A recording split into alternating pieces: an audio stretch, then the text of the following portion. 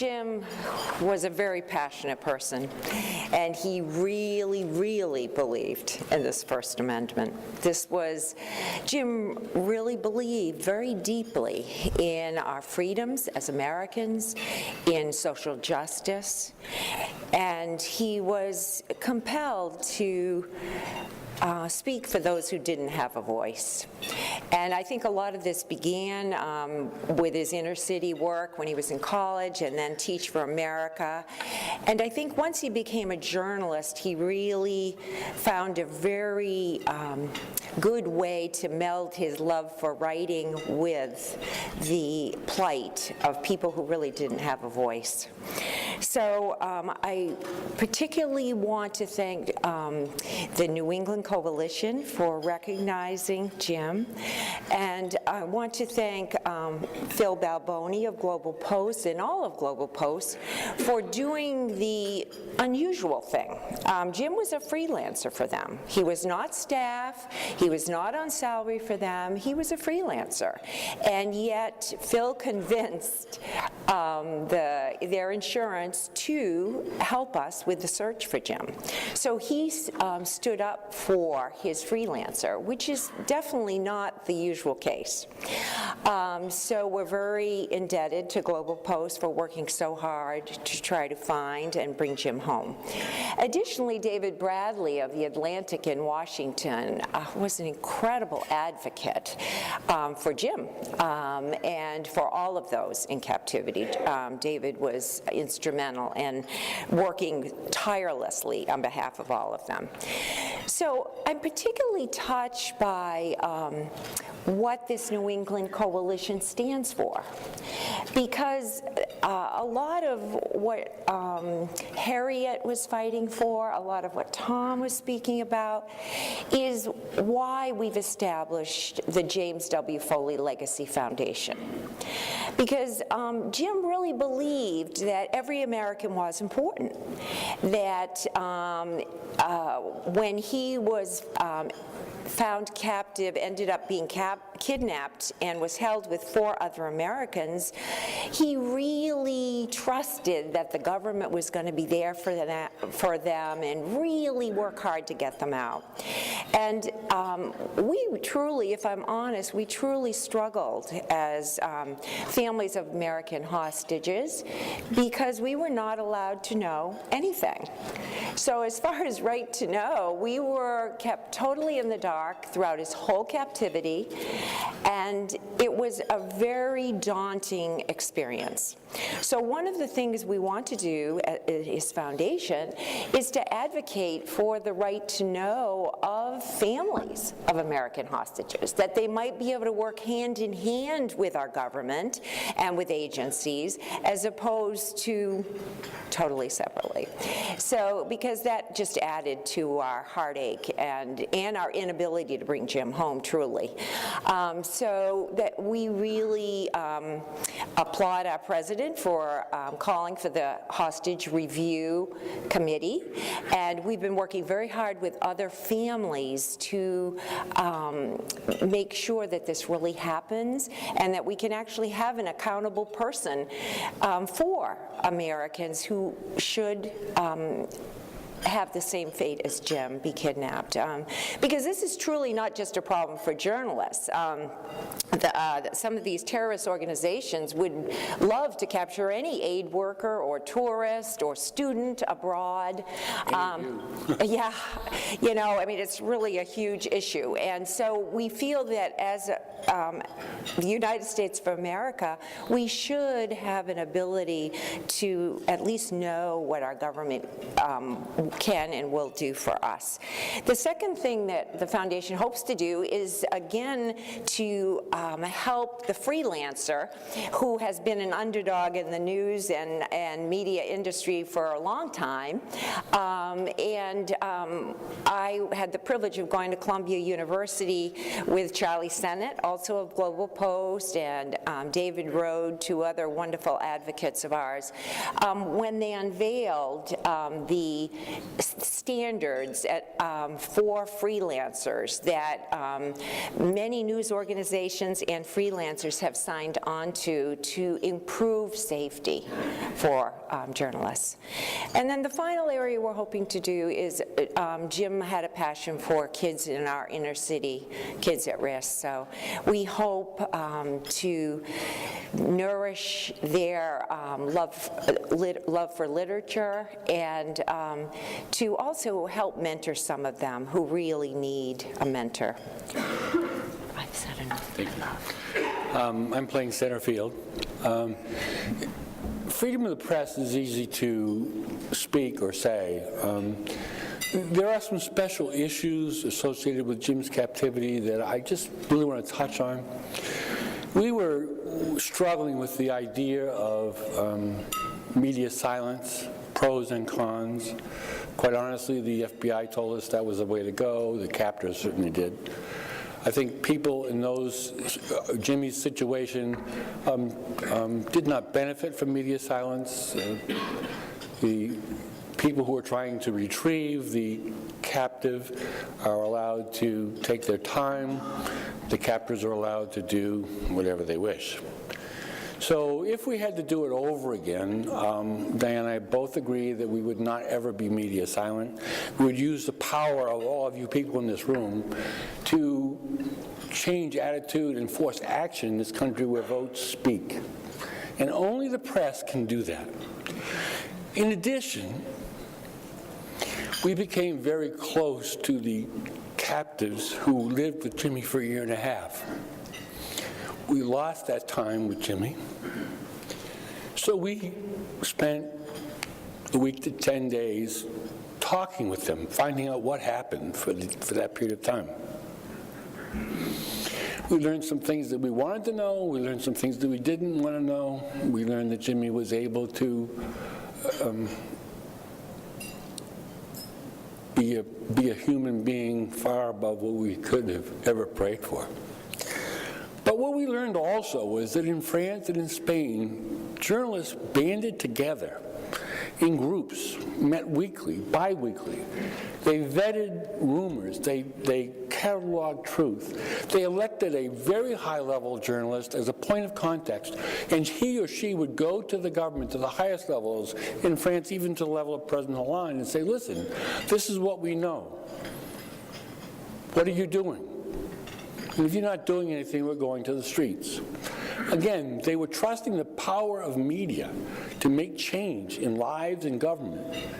So one of the things, in addition to all the things that Diane have said, we hope not only to improve the safety of freelance journalists, but to really lobby for the media organizations to defend their colleagues.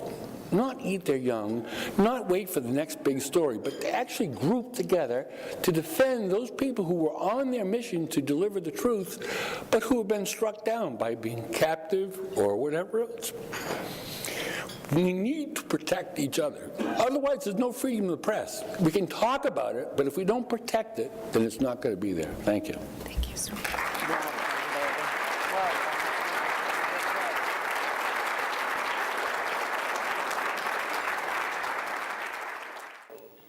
She has received more honors than I could possibly list here, from the ABA Commission on the Status of Women, from the Massachusetts Bar Association, from the National Association of Women Lawyers, from the Women's Bar Association, from the American Bar Association sections of Individual Rights and Responsibilities, which presented her with the Thurgood Marshall Award, which has been given to only one other woman, a judge by the name of Ruth Bader Ginsburg. In 2008, while still a judge, Nancy Gertner started a blog, and she noted in her first entry that judges are more limited than other public actors in what they can say about a host of things.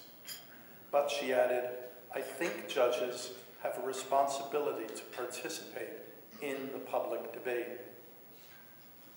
For the way she continues to participate in that debate, and for the way she has encouraged others to do so, the New England First Amendment Center is very proud to bestow the Stephen Hamblett First Amendment Award on Judge Nancy Gertner.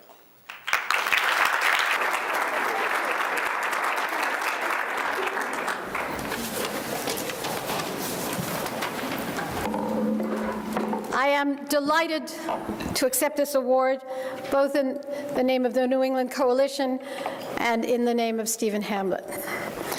I've been told that I can only speak for 20 minutes or less. This is very difficult for me.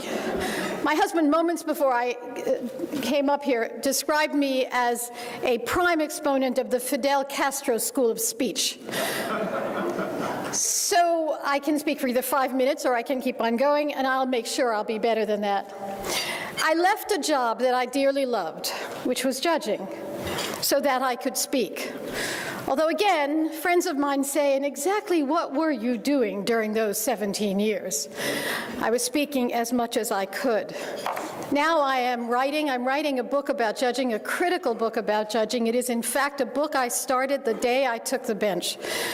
The day I took the bench, I understood the difference between who I was the moment before and who I was to become when I got on the bench.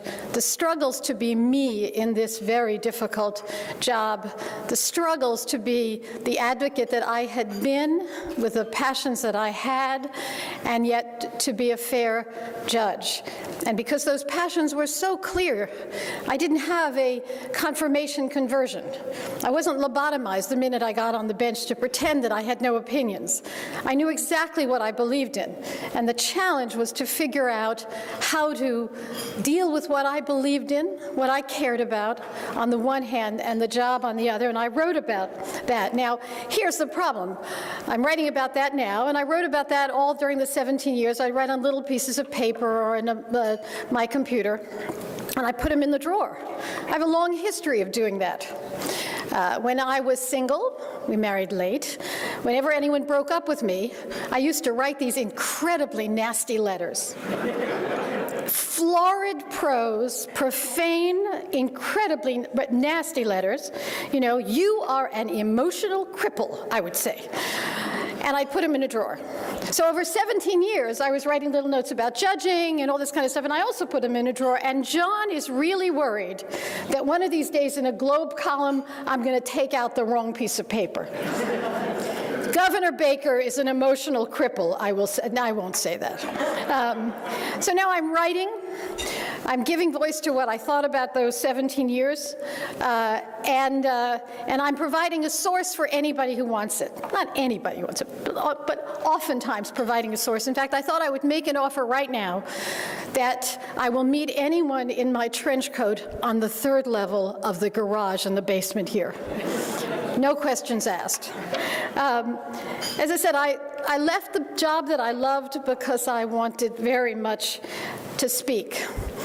And the irony of doing that now is that just when the federal courts have all the fabulous tools to be transparent, the kinds of tools that you see everywhere else, federal court is closing down with respect to those tools. Just when we have the tools for transparency, we are doing the opposite.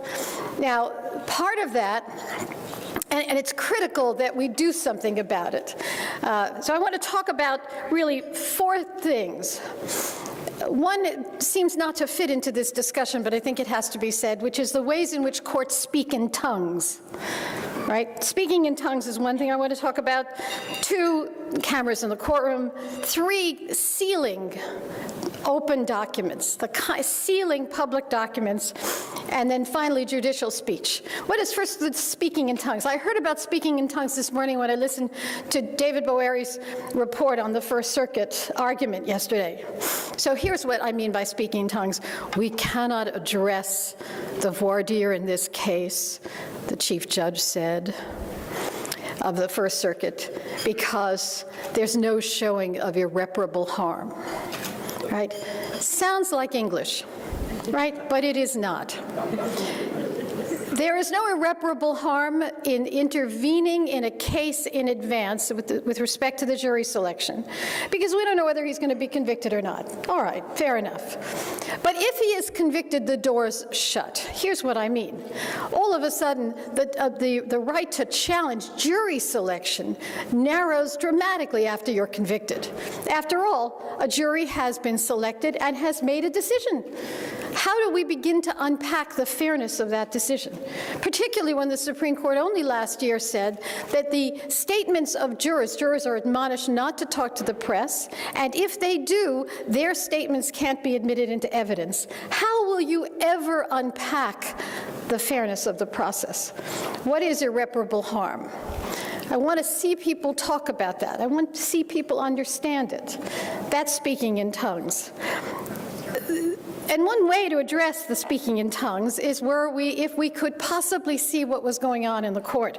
Now, I have a particular relationship to cameras in the courtroom. I like to say, when I was a young lawyer, I love to be on camera. I cut my teeth. One of the ironies is that the reason I love the press is that to some degree my very first case was a very high-profile case, and I love talking to the media, and to some degree we all grew up together. So I deal now with reporters who were young reporters when I was a young lawyer. So when I got on the bench, all of a sudden, although I had a camera hidden in courtroom 2, the courthouse, you may not know, was built with cameras in the court in mind. So we have a hidden camera in the back. It was behind a book. It was behind a law book so that no one would know. And there was a camera in front. So the notion that cameras would be intrusive is ridiculous. The courthouse was designed for streaming video, for these kinds of things. Although I have to admit that somewhere in my 16th year on the bench, I began to say to my staff that I will be in favor of cameras in the courtroom so long as there's still collagen in my face. There may be other reasons not to support it, but that was at least one of them. How could it be that we can have an overflow courtroom with information streamed to it, but not enable it to be streamed to all of you? What difference does it make? And how can it be that the state courts have been dealing with cameras in candidly cases that are so much more dramatic and incendiary than anything that's going on in the federal court, except Zernaya, for example, or Bulger. But for the most part, the state courts all across the country have been dealing with cameras for almost 40 years, and the republic still stands. What's the reason why the federal courts have been so resistant? I'm not exactly sure. In one sense, the judges that we've selected on the bench, who were often not trial lawyers on the federal bench, who had very insular careers, are incredibly uncomfortable in dealing with the press. And they would just as soon you not cover them. The cameras issue is even more significant today than it was 40 years ago. As your budgets have constricted, the federal bench is capable now, federal courts are capable of streaming, just as you turn on you can get online with, in terms of documents, you should be able to click on the proceeding and get streaming video in a minute.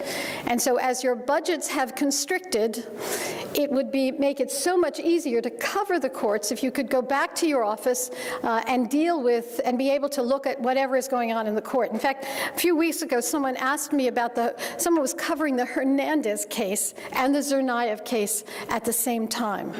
It's unimaginable. You could do that if you're in your office and can click on both proceedings and then draw some interesting parallels, but you surely can't do it under these circumstances. I was in favor of the cameras in the courtroom in the Tannenbaum case, which is what was referred to.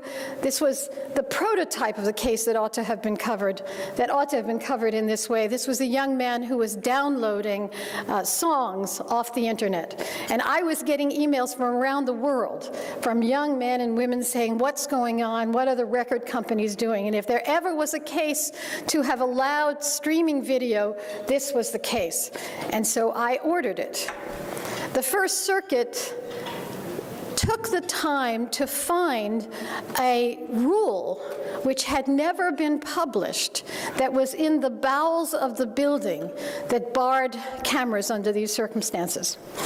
And likewise in California, when Proposition 8 trial was going on, the chief judge of the Ninth Circuit ruled that there would be cameras in the courtroom, and the Supreme Court, in an interlocutory, an emergency proceeding, reversed him. Why is it? When I was a young judge, I testified against the federal judicial, the administrative office of the federal courts before Congress. They were in favor of the ban on cameras in the courtroom. I was against it. And this was early on in my career as a judge. And after I testified in favor of cameras in the courtroom, I was never invited to join a judicial committee for the remainder of my career, except about 4 years before I left the bench, I was invited to join the IT committee. It seemed clear that Justice Rehnquist figured that I could not do much harm in the IT committee. But there was the system of rewards and punishments, and I was going to be punished for having testified against cameras in the courtroom. Clearly, this is going to stop. It's only a question of when. Congress every year introduces legislation called Sunshine in the Court legislation, and suddenly the federal courts have now implemented a new experiment. Bear in mind there was an experiment 40 years ago which had been enormously successful in the federal courts, and you have the experiments in the state courts which have been successful. So I do think that this is an experiment. This has got to be technology whose time has come, but not yet. Not for Tsarnaev, not for the Lemony case, the case against the FBI, and not for the immediate future. But it's not just cameras that you all should be concerned about. Now that I want to evaluate what the courts are doing, I discover that so many records are sealed on civil cases. Two companies are suing one another, and everything, every bit of discovery, every pleading is sealed. And you see the judge is ruling on these sealing motions and has no idea what to do. So you err on the side of what the parties in front of you want because you are not being heard. No one outside of that small circle of people are being heard. We're sealing transcripts, we're sealing documents. In the Tsarnaev case, I don't want to criticize a fellow colleague. Nevertheless, I'm just using this as an example. In the Tsarnaev case, I understand that public transcripts of voir dire were initially sealed. Public transcripts of judicial questioning were initially sealed, and the lawyers were told that they could not refer to the questionnaires, even though they were to things that were said by the jurors in the questionnaires, even if they were not identifying the jurors, and even if they were only taking excerpts. I want to write about this. There is no constitutional right to juror privacy. There is no constitutional right to juror privacy. The only constitutional rights in this balance are yours. That is to say, the right of access of the public on the one hand, and the defendant's right to an open trial. Now, the defendant is in a much more complicated situation here because the defendant also has a right to a fair trial, and there's no question that keeping the jury questioning more private, as the judge is doing at sidebar, is more consistent with candid answers. So the defendant's right to trial is a little bit more complicated and suggests erring on the side of some accommodation, not to juror privacy, but to doing things that would promote juror candor. So there is some balance that has to go on in that, but certainly not with respect to public transcripts or excerpts, anonymized excerpts from the questionnaires. The court in its decision said that the reason why he didn't want any of this information to be released was because he didn't want to let other jurors know how to get off the jury. Let me say that again. He didn't want to let other jurors, he didn't want to forecast what the questions were. I am reminded of that great line in Casablanca when Claude Rains walks into the club and says, "There's gambling going on, I am shocked." That's what this sounds like. How do you get off this jury? You basically speculate about Tsarnaev's guilt. It's not anything shocking. You talk about how much you read. It's not particularly shocking. So we're sealing things, we're closing things down, and there are rarely people, unlike my fellow awardee, who are there to say this is preposterous. There really is no reason. Just when everything is transparent and just when we have the ability to digitize and stream, we are shutting things down. And finally, in this sort of scattered presentation, is the question of judicial speech. So if you can't see what's going on in the courtroom as it's going on, and you get on Pacer and you can't really get access to the documents that you want, who speaks? Who can speak for the courts? When I was on the bench, as I said, I got shot down for schooling a reporter on what a class action meant. There were two cases that were going on. One was the Boston school case. The other was a prisoner case. I granted class action status in one, enabling a bunch of people to sue at the same time. In the Boston school case, the issue had not yet come up. I'm driving to work one day, and I hear on the radio the lawyer for the Boston school plaintiff say, Judge Gertner has granted class action status to a bunch of women criminals. It was a strip search case. A bunch of women criminals, but not to poor white children. I calm myself down. I pull the car over, and I draft a letter to the station and the newspapers with copies to the lawyers saying, here's the transcript of the school case. The issue has not been raised. I'm not commenting on it. The issue has not been raised. And before you quote this, you should have looked at the docket. Later on that day, I get a call from a reporter who asks me a question that made me crazy.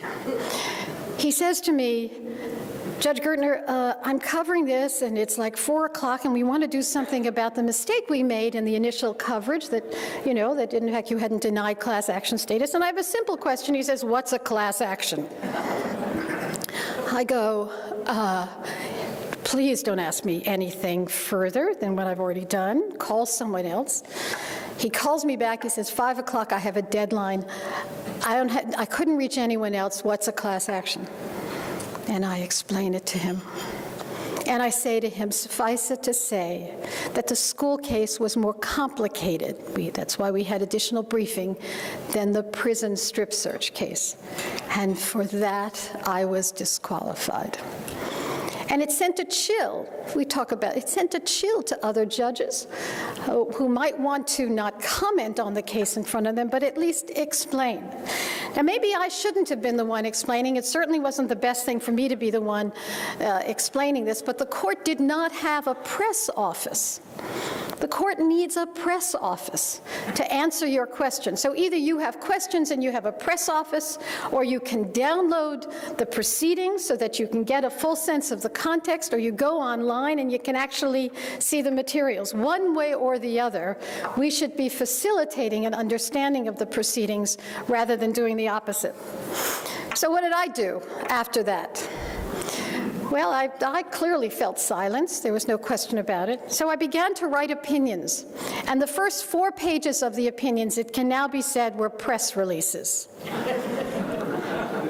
Right? The rest of it was written in, tongues. But the first 4 pages were clearly press releases. Here's what I'm doing in this case. And here's why I'm doing it in this case. And I know you might have the following questions about this case. And if we don't provide the tools to do so, the First Amendment doesn't enforce itself. So I go back to where I was at the beginning. I left the job I loved because I wanted to speak. And now, of course, I can say anything. My chances on the Supreme Court are shot. I'm writing, and if you don't write about this stuff, you can bet I will.